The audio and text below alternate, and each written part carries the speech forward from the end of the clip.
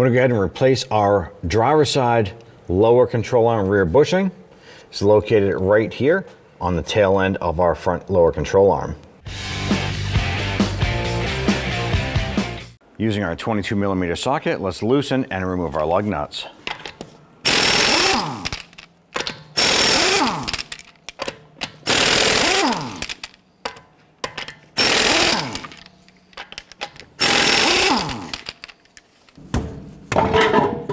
Go ahead and remove your wheel, set that aside.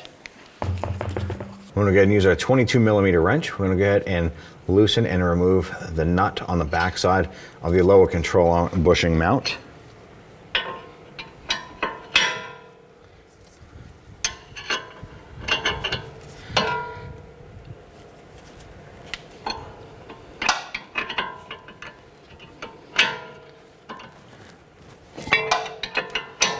Once that's loose, we'll go ahead and spin that off.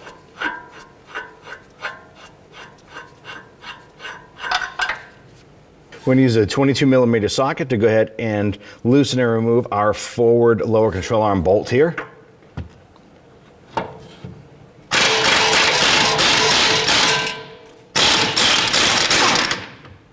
And I'm just going to use a pry bar here just to work that out so we can pop that bolt out. Let's go ahead and use our 19mm socket and remove these two bolts here holding our lower control arm bushing in place.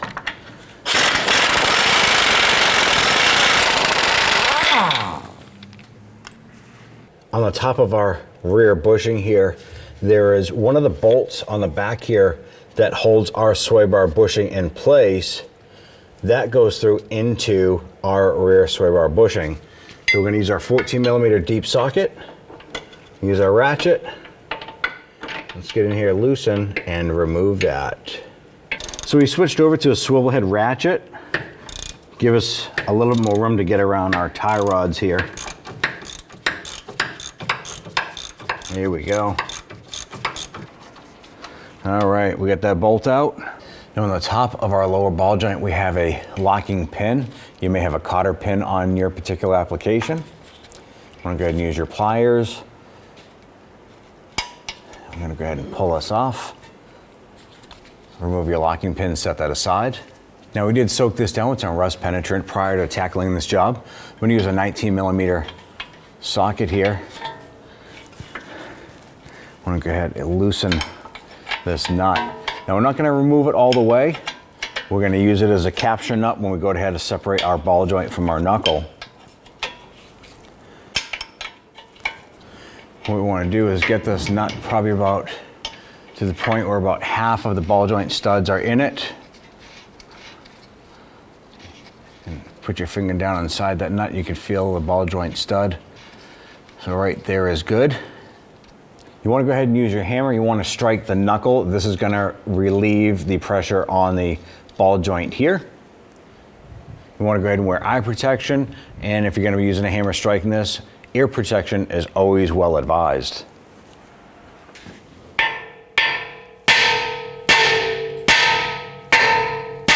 So what we're going to do is we want to go ahead and raise up our suspension a little bit and relieve some of the pressure off of our ball joint and knuckle area here.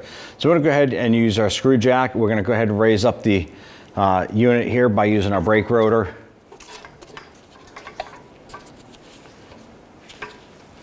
Now I'm not going to lift the vehicle off of the jack itself. We just want to compress some of the suspension here. Let's go ahead and strike that knuckle and see if we can get that ball joint to release. So we now have our ball joint separated from the knuckle. Let's go ahead and remove the nut here. We'll set that aside. At this point here, just pop our ball joint out. At this point here, we should be able to grab the whole control arm and that bushing and slide this right out.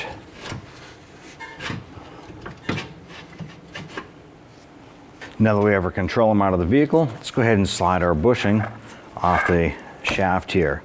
Now what we want to do is go ahead and check this out here and check for any burrs or any damage like that. Didn't have any issues with that, but we did have a torn bushing around here causing a drivability issue. Next, we want to go ahead and apply some grease to this right here. We don't want a huge amount of it, we just want a thin coat all the way around.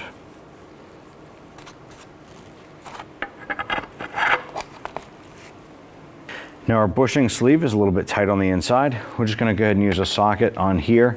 Wanna make sure that you're on the metal sleeve, and we're just gonna tap this into place.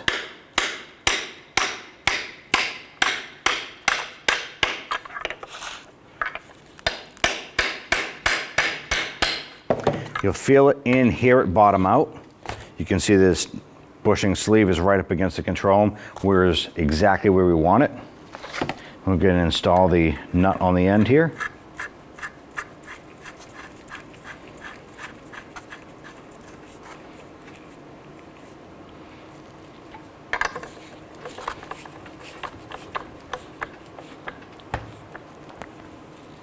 Upon removal of our control arm here, there are 2 shims that go on either side here.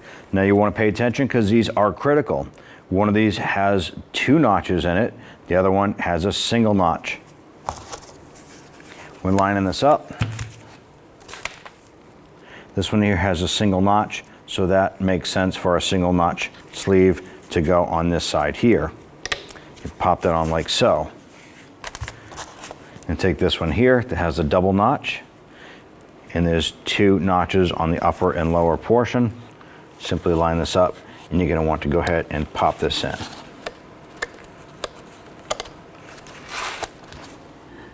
Now we can go ahead and line this up, install that, line up our front bushing, and we just tap that in like that.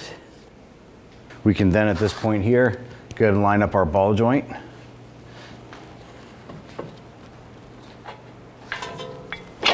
Pop that up inside, just get that nut started just to hold it in place.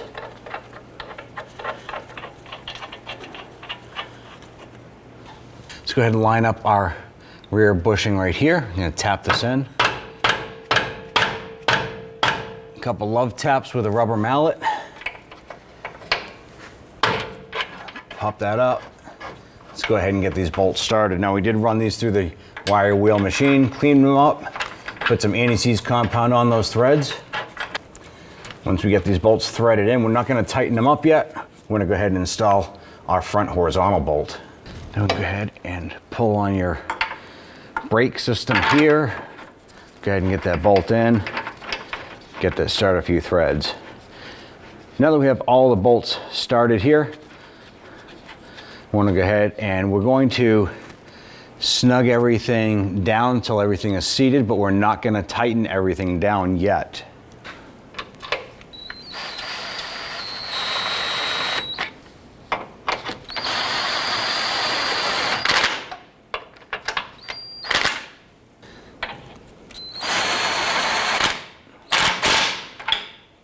At this point here, let's go ahead and snug down our ball joint nut here.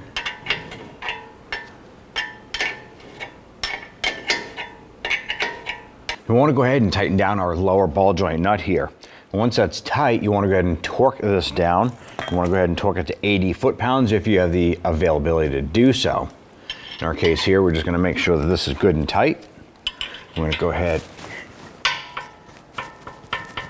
and get that on there pretty good.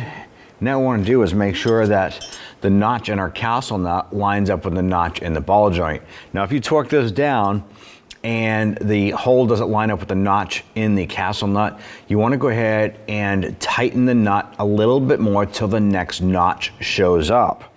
You don't ever want to loosen this once you have it torqued. At this point here, we're going to go ahead and feed our cotter pin in.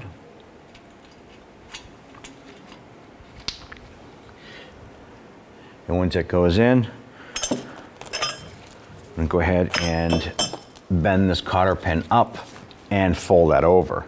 Our cotter pin is coming through, hitting the back of our knuckle. Not a big issue. You can use a pick, you can use a pair of pliers. Go ahead and bend this over as it's going through.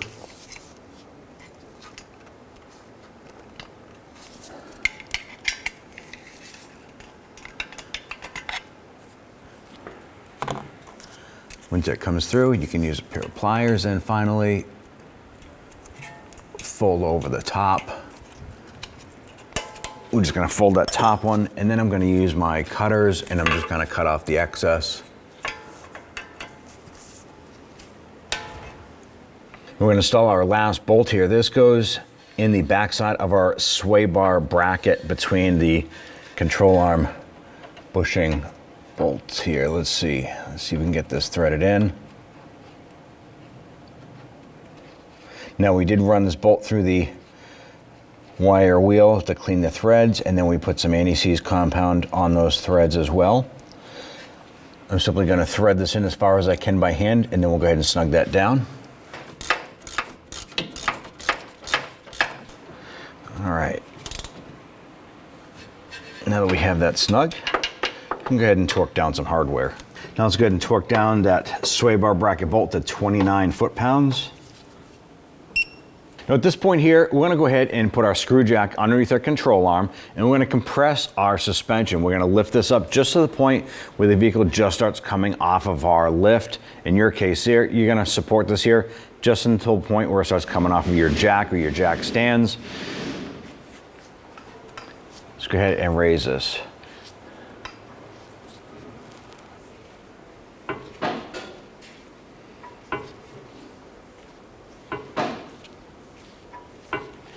Now that we have our suspension leveled off and our vehicle just started to come off of our lift here, we're gonna go ahead and torque down our suspension bolts here. We're gonna torque this front bolt to 119 foot-pounds. On our rear bushing here, we have the 2 bolts that go up into it. We're gonna go ahead and torque those down to 69 foot-pounds.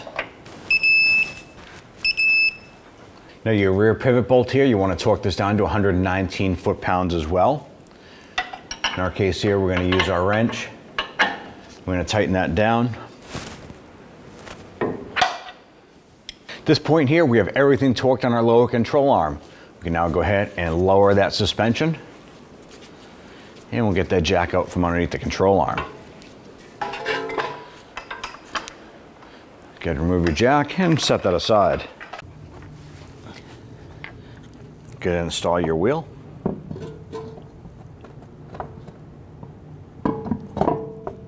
We're going to get and install your lug nuts. Once you get them all installed, we're going to go ahead and snug those down, and then we'll go ahead and torque them down. Let's go ahead and torque down our lug nuts to 95 foot-pounds.